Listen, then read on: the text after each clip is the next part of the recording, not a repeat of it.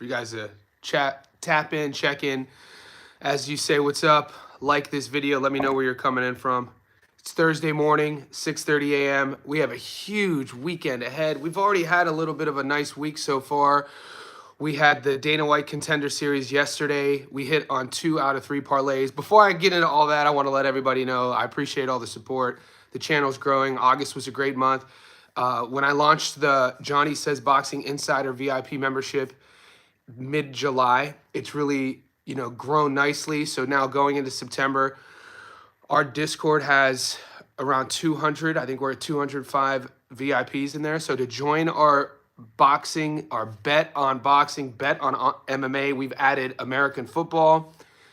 The link is pinned here in the comment section below. It's a couple bucks a month. You get access on YouTube and you'll join our Discord. And it's a great community. You guys get 24/7 access to professional gamblers. You can post your parlays, post your bets. Like I said, I have a separate channel for football, separate channel for boxing, separate channel for MMA, my channel for my picks, my locks, and my parlays. We have so much going on.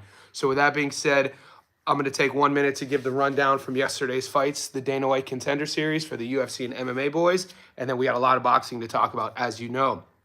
I woke up this morning with, there's fight cards that I didn't even know were taking place. I forgot. There's so much action.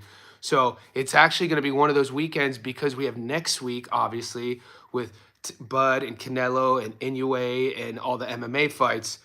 This weekend, it's really going to come down to you guys picking and choosing where you want to put your money. I'm going to be as transparent as I always am with you, and I'll be giving you my parlays on YouTube for the non-paid VIPs, just for the supporters here. I'm going to give you guys today my long parlay, and I'm going to give you guys my college football parlay. So I'm going to give you 2 parlays, but get to the Discord, get my locks, get all of my bets, join the community, click the link that's tagged in the comment section below. So yeah, yesterday during the Dana White Contender Series, week 2 and week 3, we went 10 out of 10.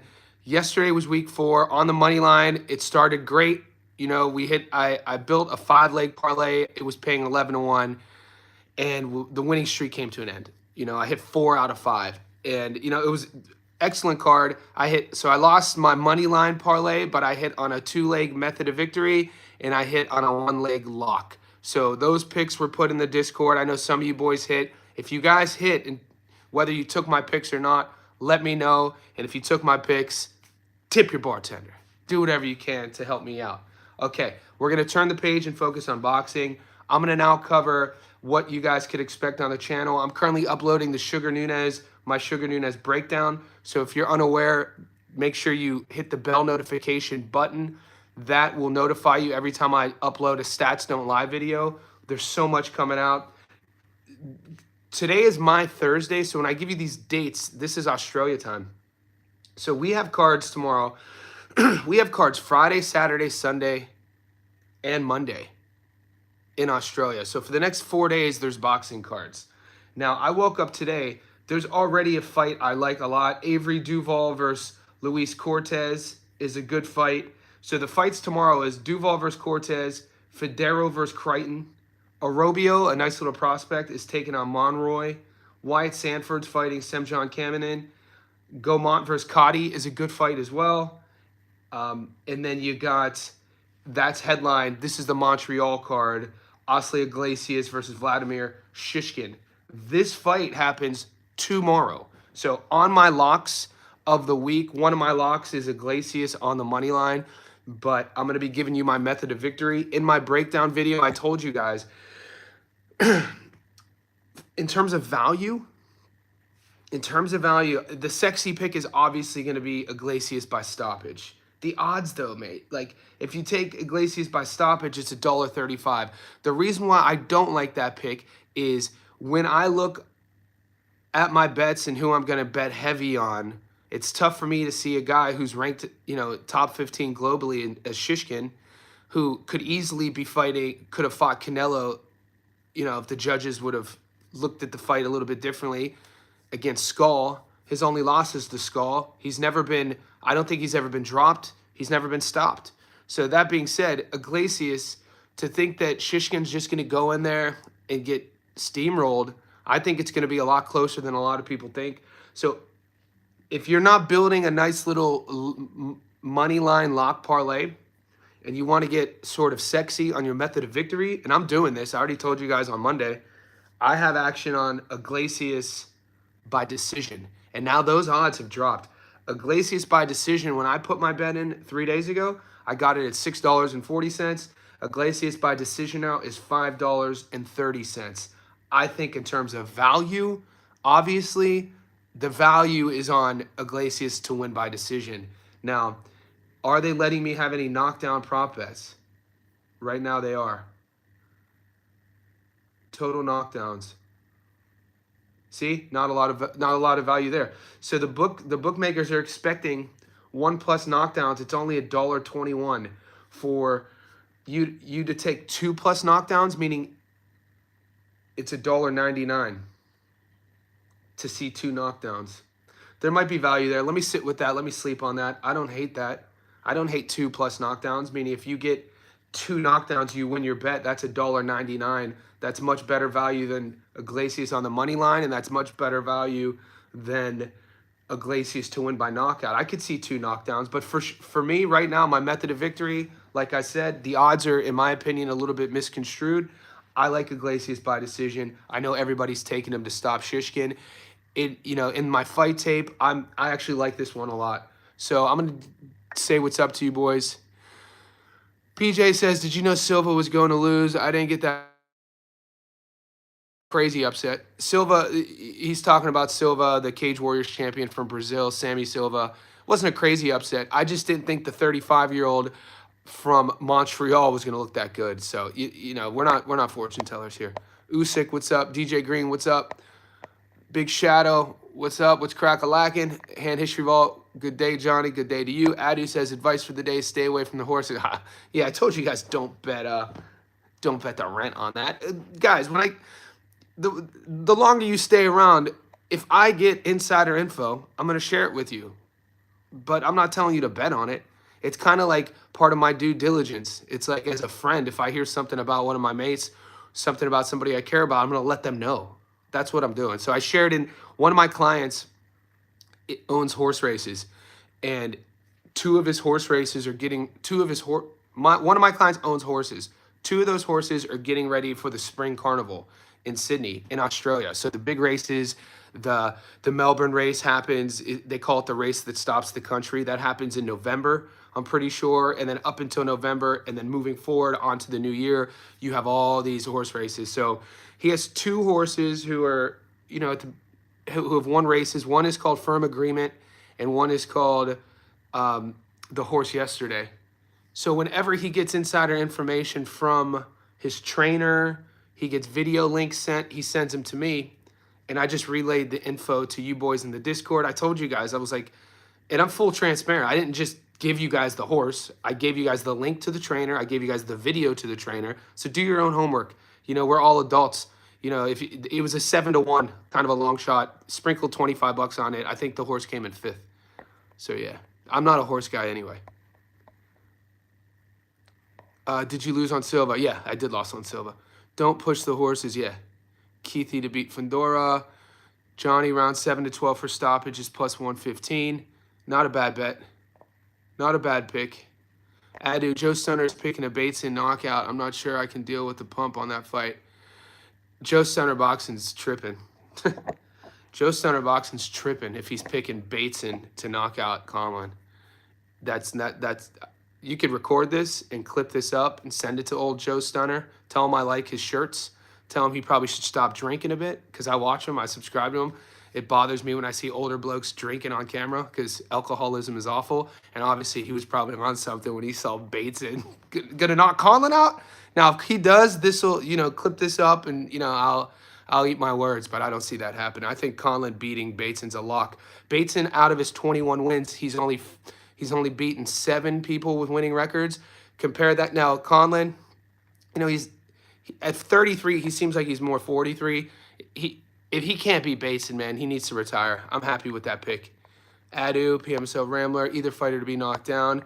I put money on Silva and lost 135, but I hit on the underdog, like you said. Nice. DJ Green, I seen someone else say Bateson was going to knock out Conlon. Yeah, I don't know, man. I don't know what they're seeing that I'm not seeing. Muscle Brown's happening. I don't know what these people were seeing that I'm not seeing. Bateson, you know, watch him punch, watch him fight. He doesn't even fully extend or sit on his shots. I mean, unless, like I said, Conlon wants to. The rumor on the street is Conlon took this fight because he sees the path to another one of these belts to fight.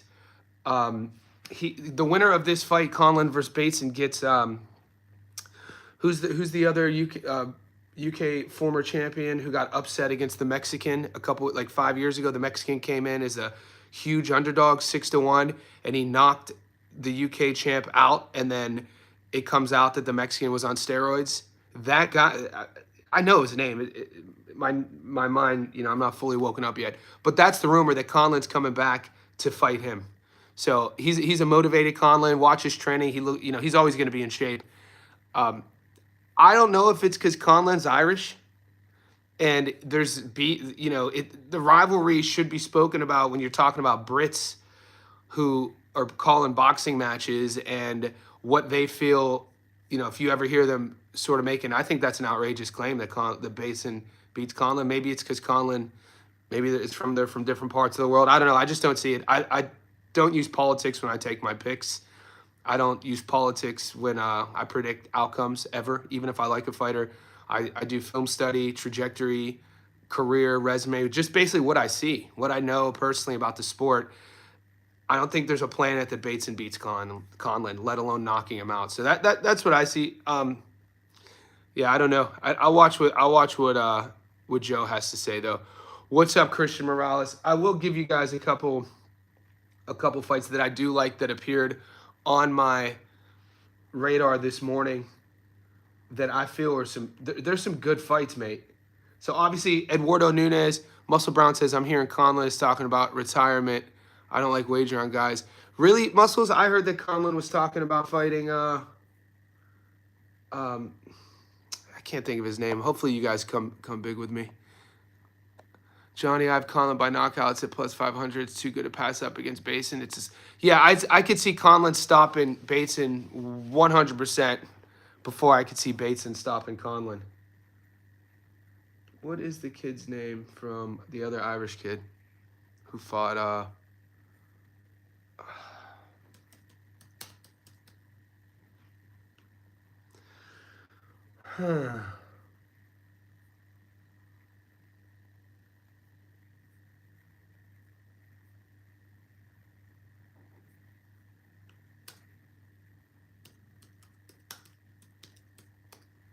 Not sure how true it is, though. Yeah, I didn't hear that. I didn't hear anything about, well, I never heard Conlon say he was going to retire, but I'm saying if Conlon can't beat Bateson, that's the move. He should retire.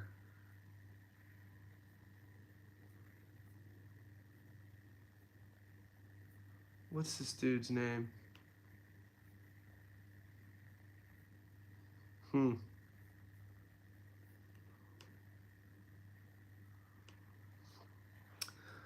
to, you guys could check this one out because this, yeah. Thank you, Brendan. Thank you, Jan. If you guys ever seen Half Baked, when old maid in the office is recreating that scene from Jerry Maguire. Who's coming with me? Thank you, Jan. No, I'm a big lesbian. I'm a big dyke. Okay. But yeah, so that's the sort of reasoning why Conlon, allegedly this version of Conlon, super motivated. His only 3 losses, he gets stopped 3 times. That's a big fight. That's a big money fight, Conlon versus Warrington. Jan, will you be my girlfriend? Yeah. No, I'm a big fat lesbian. I'm a big dyke. There we go. There we go, boys. All right, so we have fights in the 2 cards in the United Kingdom. We have obviously Montreal tomorrow. We have the fight in Ireland. We have the Conlon card is in the UK. We have the card in Mexico, Sinaloa with Nunes. This is the card no one's talking about yet. That Pro Box card, mate. there's some fights on that Pro Box card that, you know, I think I might go heavy on. History says, but Conlon is 110% focused on this fight. He said his training camp is going very well, to the point he's enjoying. He looks like it. You can see, guys, watch. Go to YouTube and type in Mick Conlon Fight Week. They have a little vlog set up. I like what I'm seeing. I talked about it all the time on the channel. You guys know, is one of the things I look for is body language. Conlon doesn't look like a guy who's checked out. Conlon looks like a veteran who wants to make a little second run. And you're telling me that that kid, watching some of the other guys that he came up with a little bit older than him, watching Kakachi have this sort of renaissance late in his career, watching even his boy, Reese, even though Reese lost to Gardner, Reese is getting a big fight, getting an opportunity against Padley. Conlon's a fighter, mate. You know, it wasn't that long ago Ireland was huge on Mick Conlon. You know what I'm saying? Like, ever since the whole Conor McGregor wave in Ireland, that fan base has kind of had their eyes on who's next, whether from the boxing scope or from the MMA scope. And, you know, boxing fans have amnesia. It wasn't that long ago. I think 2021, 2022, when Conlon was undefeated, where people were like, this is the dude, the next dude to carry the torch. That was only a few years ago. Granted, a couple, you know, knockout losses since then. That you'd have to think, especially from a fighter's perspective. I know I got a lot of fighters on the channel, a lot of guys who train, a lot of huge fight fans. That fire just doesn't go away. And sometimes, guys, all you need is that little spark, that little, you know, ember to be lit, maybe a little bit of wind catches fire, just the right sort of environment, the right sort of fight matchups. This is perfect for Conlon. This Bateson fight is perfect. This matchup is perfect for Conlon to psychologically tap back in. I like I said, what the physicality has looked. I like what his training has looked like. I like how he sounded on the mic. And I like this matchup. You know, this matchup does not scare me. If it was Mick Conlon versus Warrington right now, you know, I wouldn't really, or if he was going up against a big puncher, I wouldn't really like it. Or like even like a road warrior. If he was going up against, like if Team Conlon brought in a Mexican with like 40 pro fights, you know, and 10 losses, but like a 60% knockout to win ratio, I'd be a little bit worried. This matchup, Bateson 20-1, what, 6 knockouts maybe? Has never fought. I don't think Bateson has he fought a world champion. Like I said, 7 or 8 of his wins are against winning fighters. This is tailor-made. So if you're hearing any retirement talk, I've said it. I basically said if Conlon can't beat Bateson, he needs to retire. I haven't heard Conlon say anything to that effect. So moving forward, I'm gonna go over my book real quick. We got I talked Duval versus Cortez is a fun fight. There's some good odds there. Frank B says, does Dickinson have what it takes? Yes. Yeah. Look, Williamson is a guy. This is one of those things. I think Williamson at his best. We're talking about Troy, by the way, guys. If we're getting into the bit of the weeds for you non-Brits, non-UK fight fans. The Aussies should know who Williamson is. Even the true blue Americans, because Williamson had that fight with Josh Kelly. Even though Williamson lost that fight, I feel that was him at his best, which sounds kind of crazy. But like everything from the build-up when Troy fought, you know, he's never been stopped. Williams, you know, 20-4, never been stopped. He's 34 now. But when he fought Josh, I think he had just turned 30, right? And that was sort of Troy's big fight opportunity. And he fought well. He fought well against Josh, but he got beat everywhere because he couldn't handle Josh's speed. He lost a really wide decision. Kelly's speed, his reflexes, Kelly was in his head psychologically. Josh just, you know, had such high-level boxing skills. He was able to use Troy Williamson's aggression against him and counter and angles. I actually live streamed that fight. That was before I was covering. That's before I was covering only boxing. That was a fun fight, and so that was 3 years ago, going on 3 years. I feel that was his best performance since that Josh Kelly loss. He's 1-3. He's 34 years old. I have no problem picking. Let me see. I'm just trying to find these the updated odds.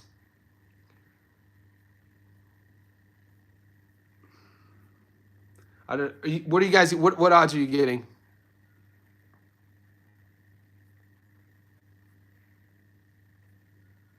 Dickinson 127. Yeah, I think Troy as a 3-1 dog is good odds. I do. I think I like dude Dickinson on the money line's juicy just to fatten a nice little long parlay. I'm getting Mark Dickinson at $1.27. Let's play a little bit of math real quick. I like Avery. So this we're getting into the bit of the weeds, but there's a good fight. Avery Duval. I brought him up already against Luis Cortez. I'm high on from what I've seen with Duval. I like what I've seen with Duval. You could watch a little bit of his tape. You know, he's an up and comer.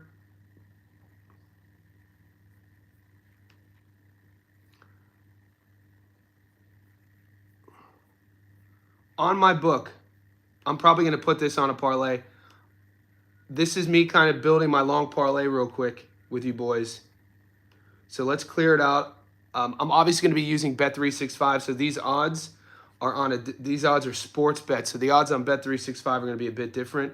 It's just the sports bets navigating system for me using my PC are a little bit more user friendly. So, but when I print out my long parlay to give the YouTube fans and give my Discord VIPs, I'm going to have this. I'm going to have Duval on the money line. These are just money line picks. Man, I wish John Arobio was a little bit higher. I love Arobio in this fight, but I mean, who doesn't? There's another one, Gaumont versus Sofian Kadi. People are sleeping on Alexander Gaumont.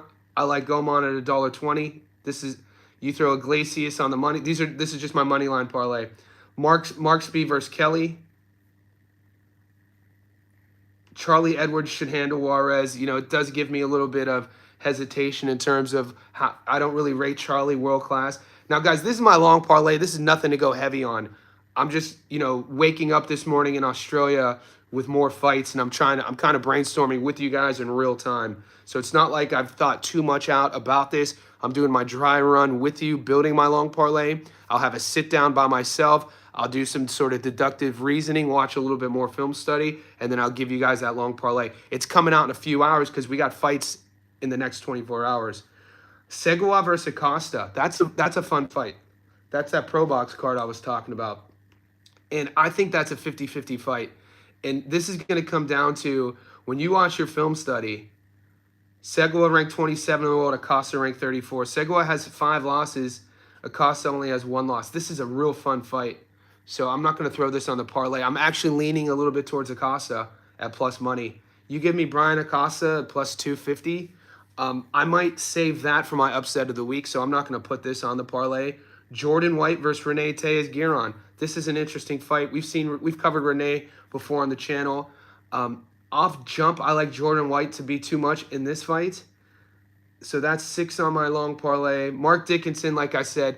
Troy Williamson, he's always when he fights domestically, people are always going to look at Troy Williamson, and this is no shade on him, on what he was when he was at his best regarding potential. I don't think he's one of those guys. Good pro. But people at one time were talking about Troy Williamson being on the world level. And when he had his opportunity, like I talked about against Josh, things didn't go his way. And you got to see that separation. Because I favor Josh Kelly. I've always favored him coming out of the amateurs. Even that draw against Ray Robinson, if you haven't watched that fight, the boxing media is insane to me to just talk about Ray Robinson like he wasn't good. Ray Robinson was a dog, dude. Go watch his career. Philly fighter, really slick, really fast, great pro.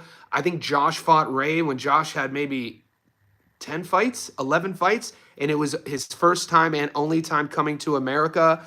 And I think that fight was at the Garden, maybe, and they fought to a draw. That's not a bad, like, to fight Ray Robinson to a draw. I think in your first 10 pro fights, that's not a shade. It's just that people had so much and still do aspirations for Kelly as a pro. And then the fight where I kind of understand is when he fought Avanesyan. He's another guy.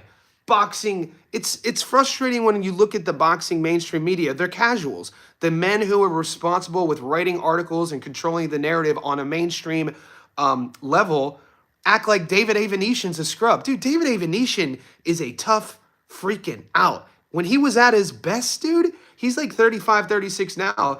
If you guys are just going to judge Avanesyan for, you know, his losses to Bud and his losses to Boots, you guys need to do more research. David Avanesyan was a real problem.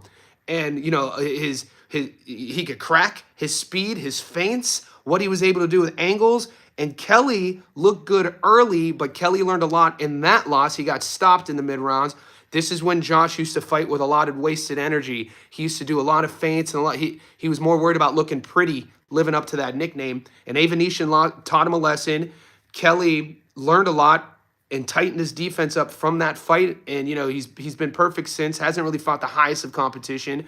Hopefully, I want to see him fight for a world title at 54. Like I said, if he got paired up against Murtazaev, I would take. This is crazy. I think his speed would be too much for Murtazaev. He's bigger than people think. My point is, Williamson, you got to see the difference in class when Williamson fought Josh. And sometimes, you get one chance to kind of prove your mettle. And I think, Troy fell short. Dickinson, to get to my point, I favor Dickinson in this fight. I'm throwing him on my parlay. That's 7. And then you sprinkle, look at Mancia. Look at these fights. I might do a 2-leg. I'm going to do a 2-leg underdog parlay, 2-leg upset. I'm taking Adrian Curiel to beat Guevara, but this isn't on that parlay. I'm just talking out loud. We'll get to that in a second. I love Curiel versus Guevara as a fight. Oscar Valdez $1.07, Eduardo Nunes $1.04, Tom Wayland $1.08. Not enough juice. So right now, my long parlay, we got 7 legs. Let's see what that looks like. At 364, let's go. I like it. So if on those 7 legs I just gave you, I'm not making it official yet, but I'm real close to making it official. I just got to do a little bit more homework on the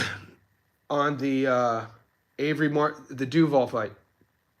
But my hesitation with Avery Duval versus Campos Cortez is it's another one of those fights with one guy with a nice shiny record, kind of testing his, leveling up to see how he looks against, a step up in competition, step up fight. But if you take Duval, Gaumont, Iglesias, Marksby, Edwards, White, Dickinson on the money line, that's 364. 100 gets you your money back plus 264. 1,000 gets you your money back plus 2,064. If I make that official, I'll let you boys know. That's a 7-leg. I'm going to put that up in the Discord. Let's talk about some upsets real quick, and then I'll get to some of your questions. Guys, if you haven't joined the Discord, click the link. It's pinned in the comment section below. If you hit yesterday, let me know. And if you see, I'm going to give you my two upsets real quick. Nothing's official yet, boys. Nothing's official. I'm going to make it official when I post. Whenever you see the posts on YouTube or in the Discord, then it's official. So 2 upsets I'm looking at. I saw this yesterday. This might sound crazy, but Sophia, even though I put Gaumont at $1.20 on my moneyline parlay, I need to watch more of Sophia and Cotty. At one time, people were really high on Cotty. Those odds at 425, they might be juicy enough to sprinkle something on the dog, but like I said, I'll get back to you. I don't think Marksby's going to struggle with Sen and Kelly.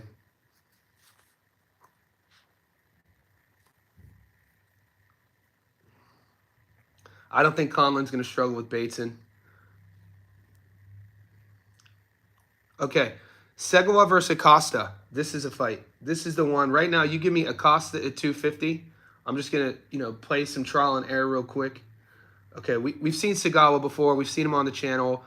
He's still ranked in the top 30. 17-5. He's been stopped once. We last saw him fight Shushu. He lost majority decision in a close fight, dude. We covered that fight. Shushu could have lost that fight. You know what I'm saying? Shushu could have. Some people say he did lose that fight. Segawa's energy, I think, impressed a lot of people. That's what you get with a lot of these veterans, a lot of these guys with, trying to prove something. He's 34 now, 5'8" southpaw. Good size, decent crack, not a lot of knockout power, but he has enough power to get people's respect. He has enough power, I guess, to change somebody's game plan from plan A to plan B. If they're getting tapped a little bit on the outside with countering, he has enough power to get that sort of you better make some adjustments respect. So Brian Acosta 20-1, 8 knockouts, Mexican fighter, 5'7", decent size. I think this fight's going down at 26, 27 years old. He's lost one time. He's coming off a loss against Ramon Cardenas. You know what? A wide decision loss. Actually, I have to rewatch that fight. Did you guys watch this fight? How did you score Ramon Cardenas versus... I didn't see this fight. Versus Acosta. Because the scorecards are kind of all over the place. One of the judges had a 92-97 Cardenas, and then the other two 95-94 Cardenas. So unanimous decision. Nobody got dropped. And then we know Cardenas got propelled into the Inoue fight. Cardenas is a nice little pro. What are those odds again? All right, I like Sagawa in that. I thought, you know what? I was thinking of somebody else. It's not a lock, but unless he wakes up and we see a slower. I like Sagawa's work rate. I like his experience. I don't like how Acosta's coming off that loss. Let's keep looking for one more upset, then I'll turn the page. Ricardo Emmanuel Gonzalez, that's a C-level fight. I'm going to stay away from that. Guevara versus Curiel. That's an interesting fight. I brought that up earlier. All right, that's on the Sugar Nunez card, guys, in Sinaloa, Mexico. So Pedro Guevara versus Curiel. Right now the odds have Pedro at $1.64, Curiel at $2.40. Let's play a game. What have you done for me lately? You know, both guys have, nice little pro career. Guevara's 43-5. He's been stopped once. I can't believe he's 36 years old already. They need to update his BoxRec pick. 5'4", coming off a decision win over Bernal, and then he got stopped against Bam in the third. He won a close split against Maloney. He's fought some really good guys. Lost that close split against Quadras.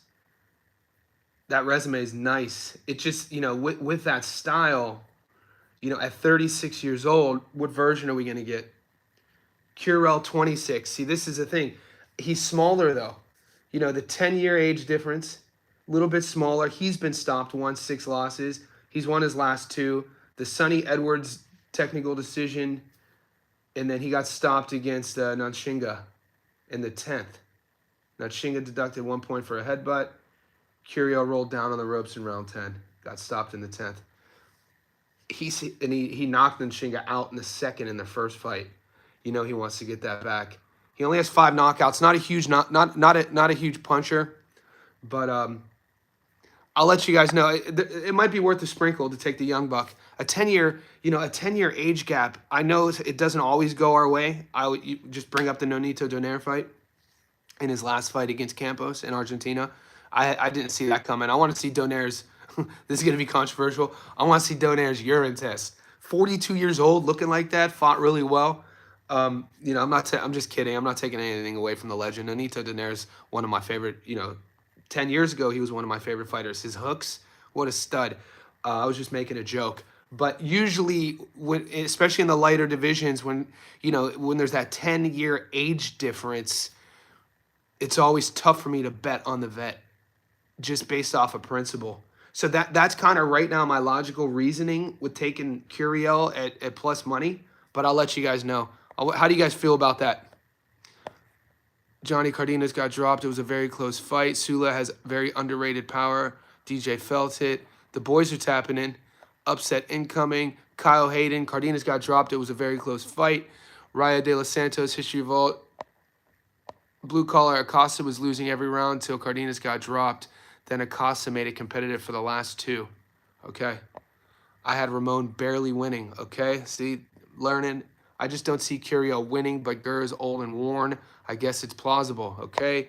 Vic, yeah, he's going to do that on him. John Pablo, you better watch those cartel fights. Yeah. Sinaloa, boys, they don't know about that. Dude, you gotta mention that, mate. Some good parlays here. I don't know much about boxing, but I'm here to support the boys. We support Frankie B over 8.5 over the Juice of Parlay. DJ Green, Donaire was on that old man strength. Yeah, he was. Nonito, mate. That was.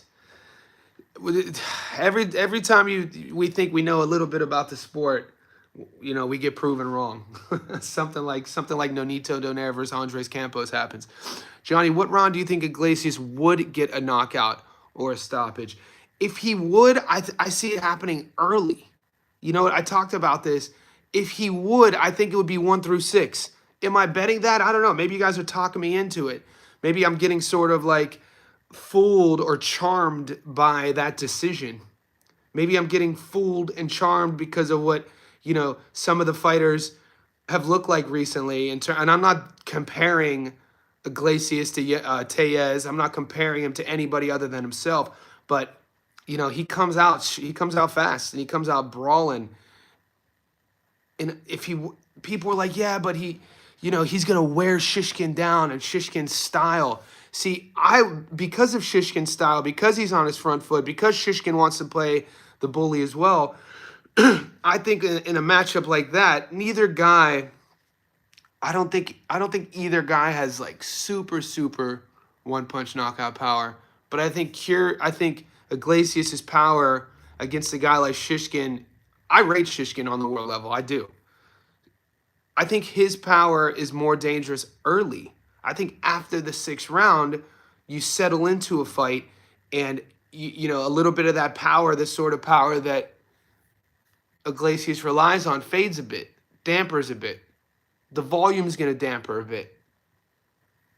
It's interesting. So, like right now, I like Iglesias by decision. But if I were to take the stoppage, I would take Iglesias 1 through 6, which sounds insane. But you just heard my reasoning. It's basically on the premise of how I see the fight playing out.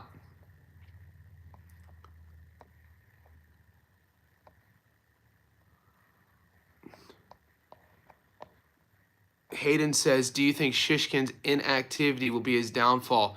Shishkin's inactivity, didn't he just fight Skull in January or in March? I thought he fought Skull in March and Skull fought Canelo in May. Am I wrong on that? Let me check.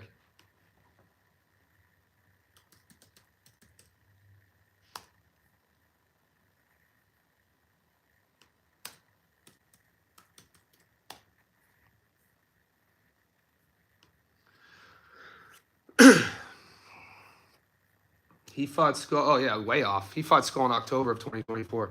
Way off. Why did I think that was before? So, yeah, a year out of the ring. You never know. At 34 years old, I don't. These guys aren't too open. We know boxers and combat sports athletes aren't too open with their injury history. Maybe he was recovering from something. Hasn't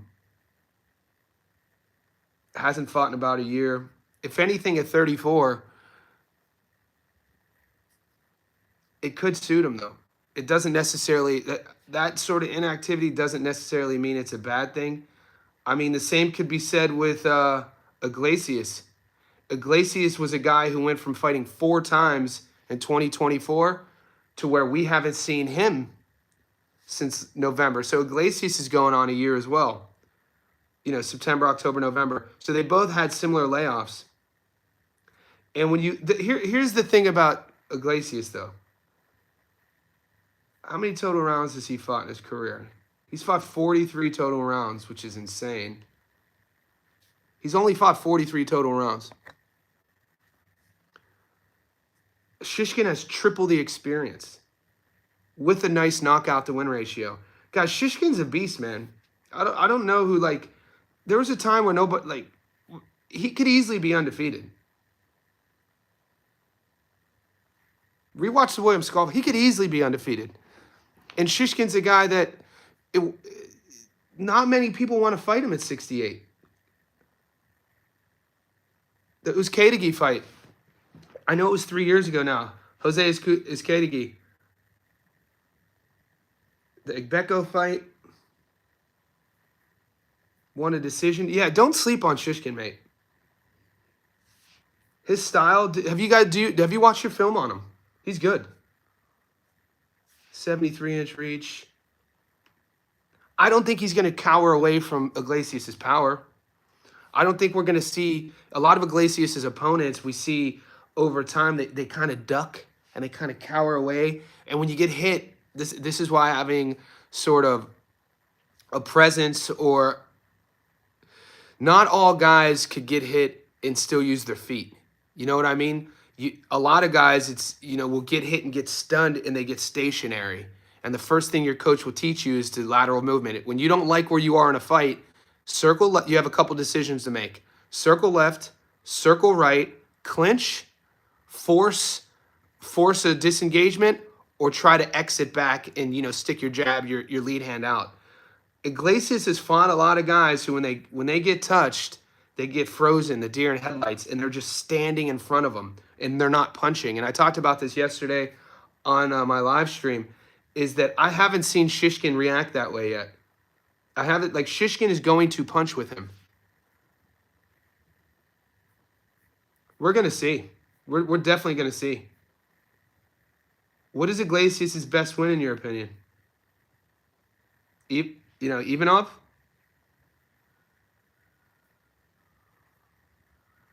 I don't know, man. I don't know. I like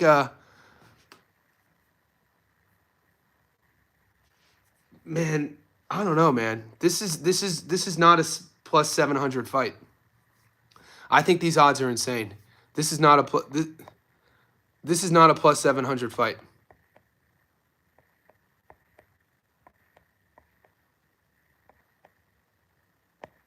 It was almost a year. Yeah, I caught up. Julius Conlon got destroyed by Jordan Gill. Conlon is washed. Yeah, that Jordan Gill performance is tough to get off of. If you take anything into consideration about emotions, when you talk about, if you use the Buster Douglas performance against Mike, we know about the emotions he fought with in a good way.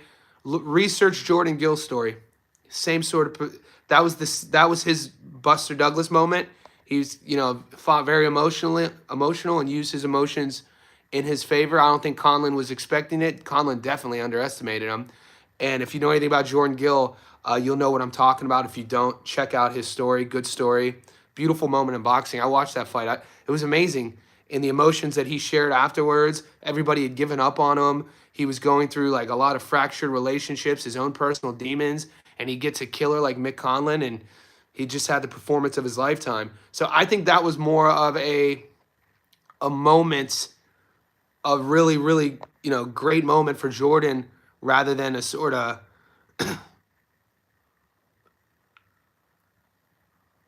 kind of example. I mean, we've seen Conlon get stopped, 3 losses, 3 stoppages. True. I see where you're coming from. What's your opinion on Pat McCormick versus Parra? I think there's value on McCormick by decision. Blue collar, I love McCormick in this fight. The odds are nice as well. I have him on the money line, and decision seems like the right value for sure.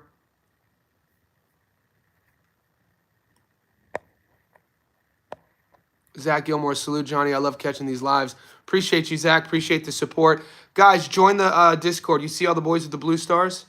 They're in the Discord. They get to share their bets, parlays. They get to pick each other's brains. It's a 24/7 growing group. I love that group. Best decision I ever made. Shout out to Boxing Fan if he's in this live stream.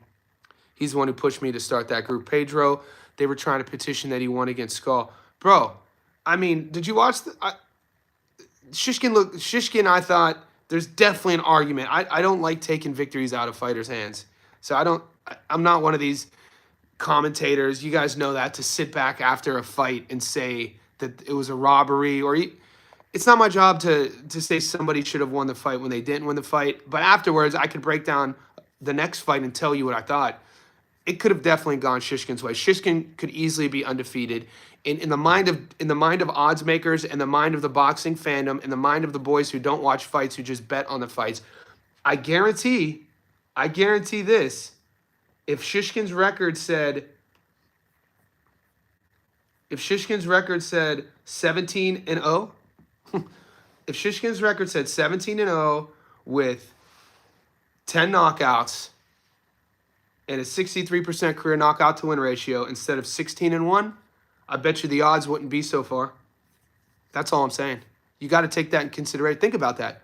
If that decision goes his way, now granted, in between this, you would have had a Shishkin versus Canelo fight, which is would have been a lot more entertaining.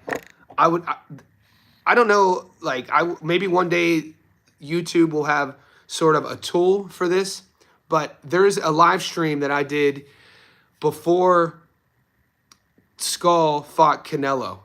There's a live stream on my channel that I did, and I said that I would rather see Shishkin versus Canelo. I said that and I wish there was a tool that I could type in on my channel certain keywords, and then I would get videos that I said Shishkin, Skull, etc. And then I would be able to show you the evidence. I'd show you the receipts without having to sit through hours and hours of what video it was. But, dude, Shishkin versus Canelo is way more entertaining, way more competitive than what we saw with Skull. And how much do you want to make of, depending on your boxing politics, depending on your conspiracy theory hat, how much you want to take of that Canelo or Skull Shishkin decision went into the fact that they knew that winner was going to face Canelo, because we already knew that the money with Canelo and Bud was for undisputed. And we know that the IBF had taken the belt from Canelo. So if Canelo doesn't fight the winner of Skull and Shishkin, when Canelo fights Bud, that 168 undisputed title isn't able to be marketed. You know what I'm saying? And so when you take that, it's not as, it's all about marketing. It's not as, doesn't have as much shine. But now Canelo has all the belts at 68. Bud, who was the first man ever to become undisputed in 2 divisions, you know, at 40 and 47. And then we saw Usyk do it and Inoue since then. Bud now has the opportunity to be the first male fighter ever to be undisputed in 3 divisions. So that adds a little bit more gloss and shine on the marketing as well. My whole point is Canelo doesn't fight Skull if Canelo fights whoever has that IBF strap at the time. You're telling me the team Canelo didn't know? Or, hey, mate, who would you rather fight? Skull or Shishkin? Knowing that the next fight's Bud? 100% everyone's going to say Skull. Just based off of their styles. Just based off of their styles.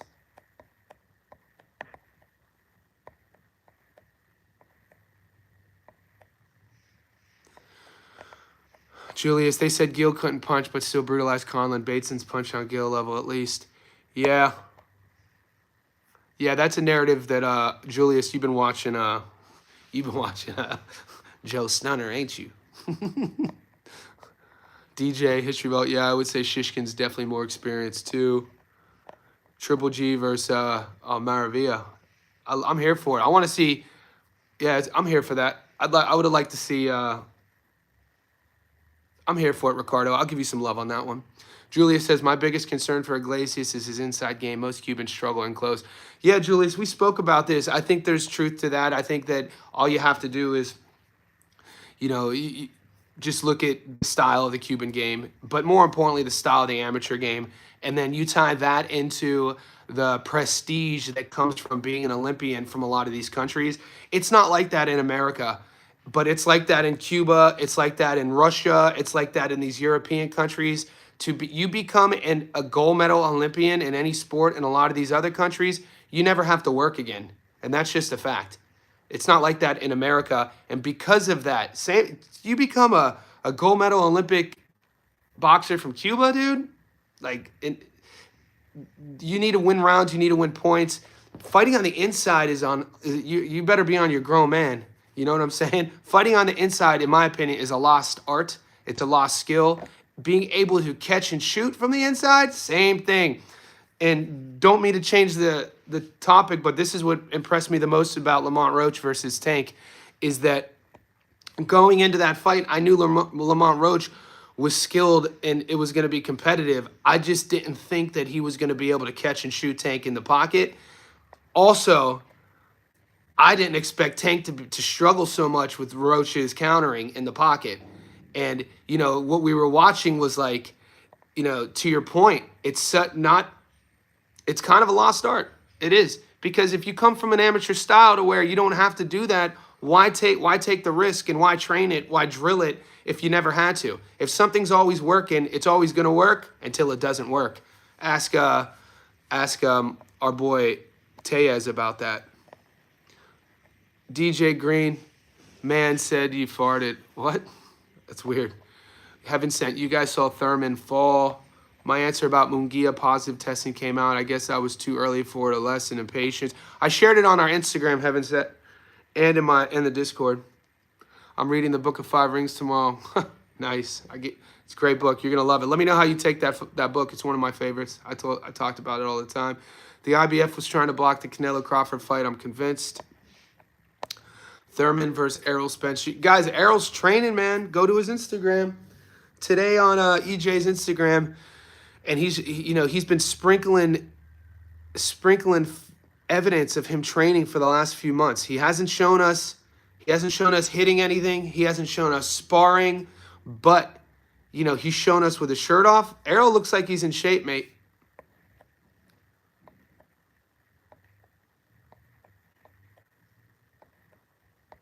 Yeah, hit the like button, boys. 14 likes, super depressing. Super sad. You guys making me cry out here. Boxing fan, history. I think people are ignoring the promoter versus promoter. I do think Salida Promotions is feeding Shishkin to Iglesias. Shishkin is older and Iglesias has a better future. He has more hype and push. These are facts. But you're telling me a kid from Russia is coming to Montreal to not upset the cards? You tell me Shishkin's coming in to roll over? With guys, these guys are fighting for a lot more than the IBO belt. The winner of Shishkin versus Iglesias, they're setting themselves up for sort of generational money. You're telling me Shishkin, a dude at 34 who's fought his whole career to get here, isn't going to he doesn't care what the promoters are saying. He can punch too, man. Shishkin is maybe it's the contrarian in me, but the more people are writing Shishkin off, the more I'm tempted to take the dog here, even though this is how I roll. This is how this is how my nature is as a human. I don't like bullies, and I'm the type of guy, if I see people picking on people or ganging up on them, I'm going to defend the dude getting ganged up on. So I got to check myself when it comes to betting. But the more I'm hearing people just writing Shishkin off, maybe not understanding how good of a fighter this guy is and where he's come from, the more I'm thinking I might sprinkle. Nobody was talking about Barral last week. Nobody was mentioning the German coming in to beat Tellez. That's all I'm going to say. Berlanga versus Big Polish Babyface. Heaven sent. El Diablo fight's good. And the inside, outside against Karen. See, when I hear El Diablo, this is how old I am, Heaven sent. I think of Angel Man Freddy. So I read El Diablo. It's interesting seeing nicknames being regurgitated. It's even when Guerrero would call himself the Ghost, I'm like, Kelly Pavlik's the Ghost, mate. Berlanga versus Sriracha, Mungia versus Macumbi. Vanessa, big love to you, Vanessa. John Pablo. Tank was pre-retired in that fight. Tank's been pre-retired since, maybe the Garcia fight. Remember Big Polish Babyface versus Areola? Yeah. People were high on him for a little bit, too. You're talking about, big old Babyface. Yeah. He recently retired, I'm pretty sure. Chris Areola was a fun, huge Mexican heavyweight. We were talking about that Chris Areola versus Andy Ruiz fight a couple days ago on the live stream, me and Chilltown Boxing. Chris Areola, mate, he was a big Mexican heavyweight. Free memberships, 50 likes. I don't know, mate, boxing fan. We can't force feed people anymore. We want people to, guys, do you know how to hit the thumbs up? Errol fighting in December next year. If 3 months ago, I was saying that I don't see Errol Spence Jr. fighting again, but watching his behavior on Instagram and watching Errol Spence posting motivational quotes and watching Errol Spence posting still shots of him with a shirt off, I'm like, dude, this dude sounds to me like a guy who wants to get his get back. Now, who's that get back going to be against? Rumor is he's fighting at 154. Hasn't fought in 2 years. What's a good fight for Errol to fight at 54? You got to take a rebound fight. You know what I mean? You got to put Errol in there with who would you put Errol in there at 154 against? Let's see. Middleweight, 154. It's an interesting question.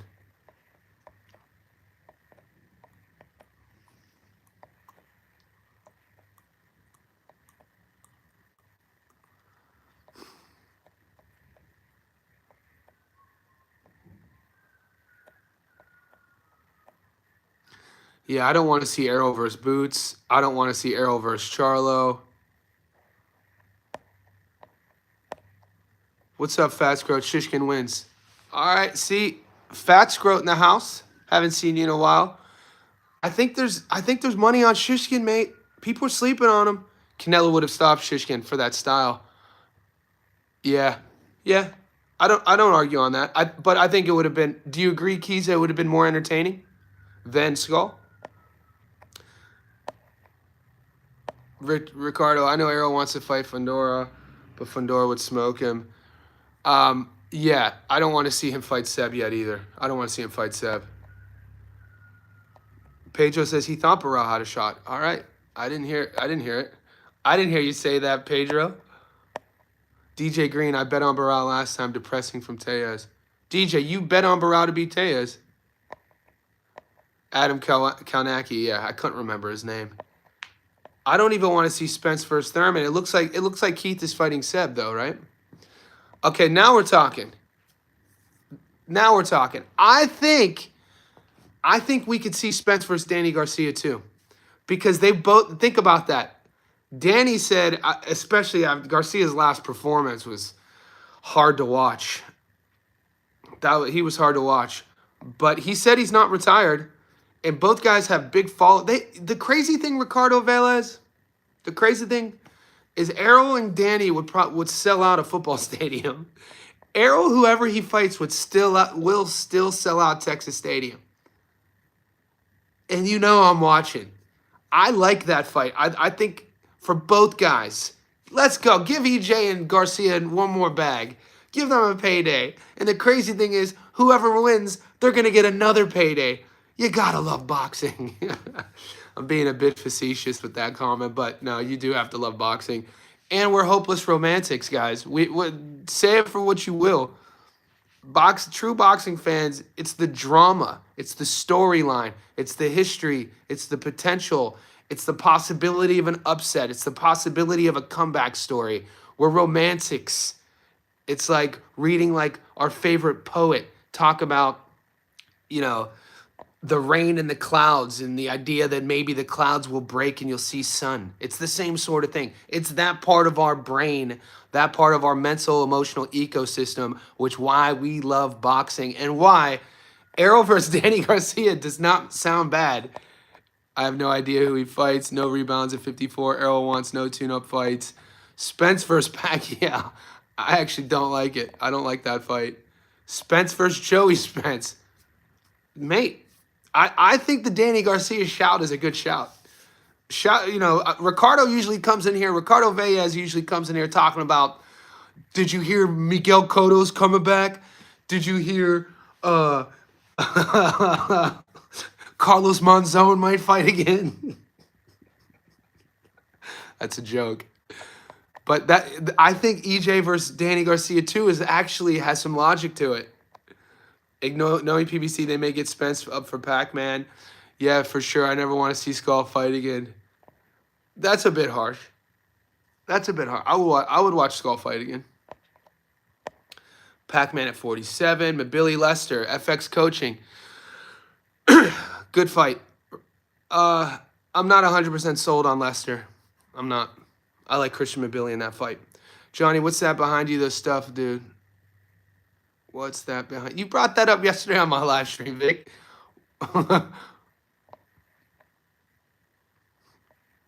Yeah, Jab put in the Discord. DJ, you're always dropping dimes, though, mate. You're like Allen Iverson. Now, actually, Allen Iverson was shooting too much. Who's a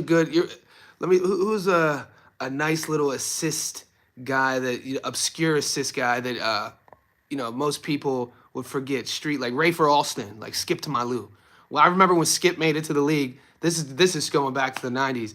If you guys remember and One Mixtape, and One Mixtape was, a cultural sensation. You guys know what I'm talking about. You mix like the N1 mixtape with the East Bay magazine. You guys don't. You mix the East Bay magazine with the Source mixtape, dude. The hip hop. But anyway, so in my head, the assists, the dimes, DJs dropping in the Discord, picking Baral over Tellez. My mind for some reason goes to like the Source Awards. The Source. That's when I first heard of a band called Crucial Conflict. The Source used to do like a mixtape, a CD, I think maybe once or twice a year. And Crucial Conflict, the first time it was the silver version with Smoking on Hay. But at the same time, you had East Bay Magazine. So if you wanted to get like the newest shoes, the newest J's, the newest, whatever shoes, the trainers, we'd get our football cleats, we'd get our baseball bats, we'd get our East Bay Magazine. And then you mix that with the N1 mixtape, and I'll come full circle. N1 was just a bunch of street ball basketball players, creating viral moments before the internet, right? But sprinkled into the N1 guys were actually some league level players. One of them was a guy named Rafer Alston, and his nickname was Skip to My Lou. And his ball handles, like unfortunately, I think he got to the league a little bit too late, but he spent his like early to mid 20 years playing street. But I think Skip ended up I think he played for the Rockets in the league. But man, some of his dimes, some of his dishes, some of his finks, he was one of my favorite point guards.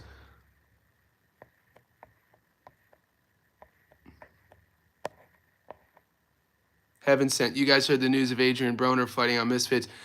Heaven sent. Adrian just posted on his Instagram today in the sweatsuit.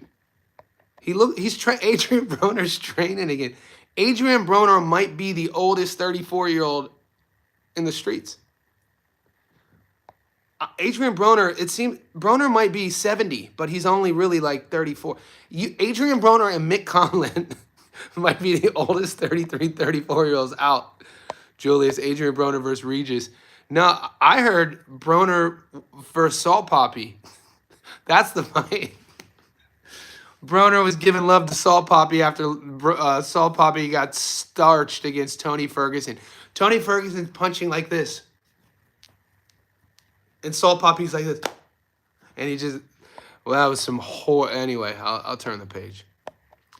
If you was Cotto, you would want that 20. Yes, but if I was Cotto's loved ones, John Pablo, if I was Cotto's wife, if I was Cotto's son, I wouldn't want him to get hit in the head again.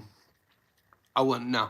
You could sign autographs, you could do presentations, you could do seminars, you could do entrepreneurial decisions, you could do partnerships. Just don't get hit in the head anymore, mate. That's why. That's where I'm coming from.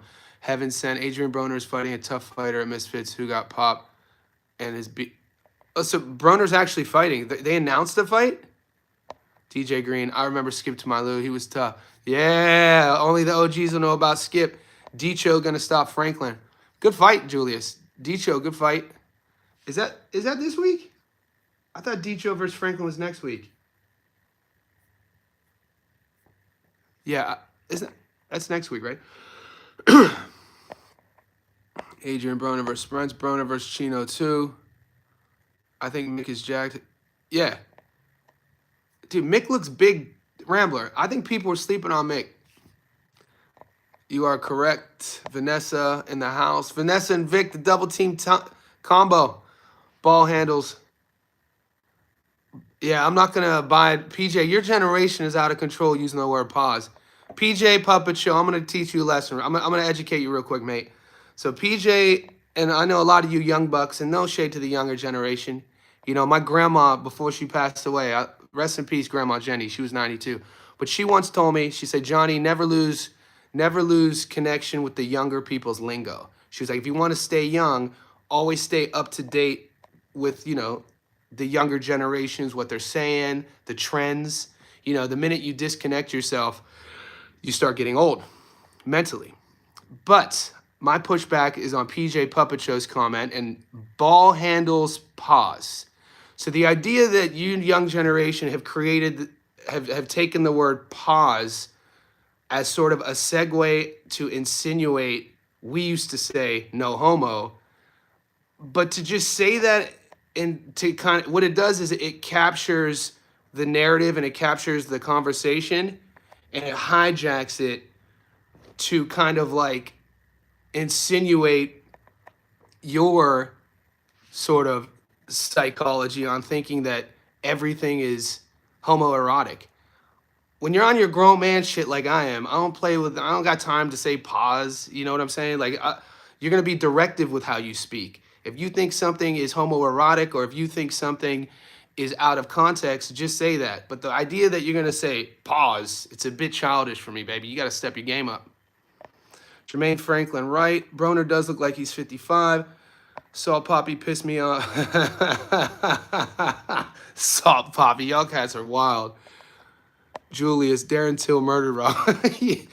Darren Till, man. You know Darren Till speaks Portuguese. One of my favorite facts.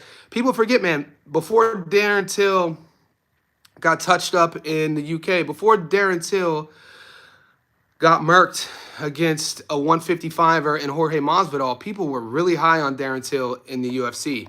This was a real big guy for the division. He took fights at 85. He was a big boy at 170, long striker.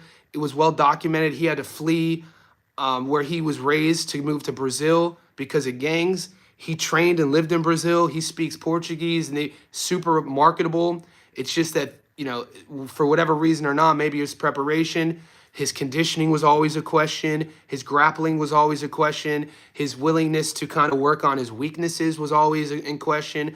But the one thing he always had was his striking, was his hands. And I think that sort of crossover, not to boxing, but to like influencer sort of stuff, Misfits suits him perfectly.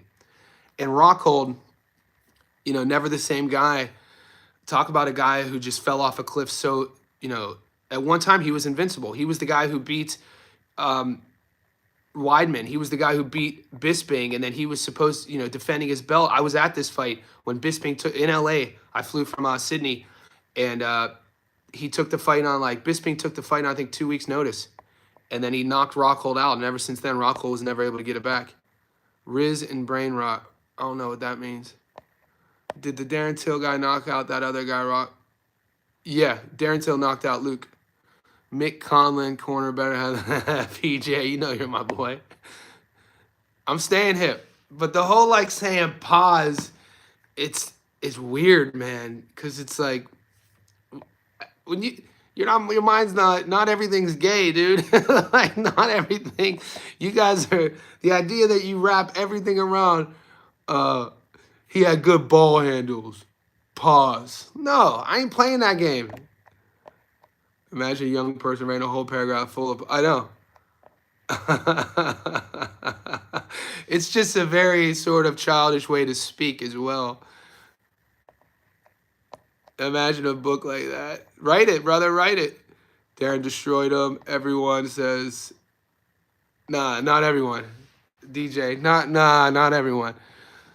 I'm into poetry and romance. I'm into my grown man. I write books. I have a publisher. I ain't into pause. What are you talking about, DJ? It's a mindset, DJ. It's not staying hip. It's a mindset. Trust me.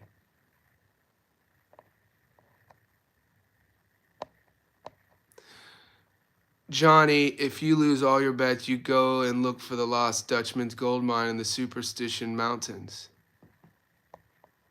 Rambler? Rambler? I respect you, Rambler. Even with your, at sometimes, out of context takes. But I'm glad you're here. Boxing fan, even OGs make mistakes.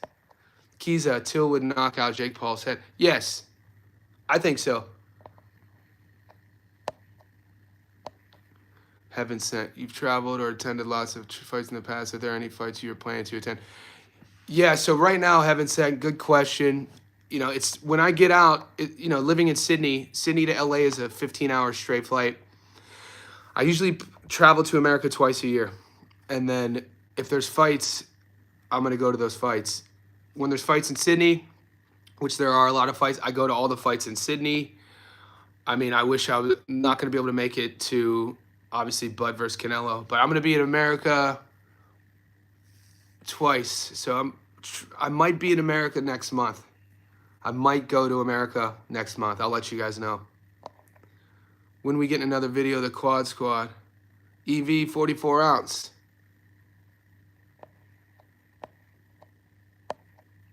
Went from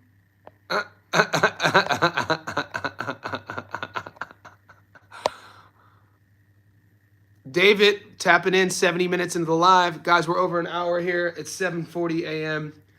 I have a 10K, so I'm running a 10K here in about an hour and a half. So I'm gonna cut this short. I need to upload my Sugar Nunez breakdown. I'm gonna take a couple more questions. David says, "Are you picking Lubin to beat Virgil?" I'm excited about that fight, David. I'm not saying any definites yet. I do like that fight. Patty Donovan 1 through 6. I don't hate that, Julius. All right, guys. Let's like this video. Join the Discord. I got to run. I'm going live again, so I got a 9, 10:30. I'm going to be live in a couple more hours.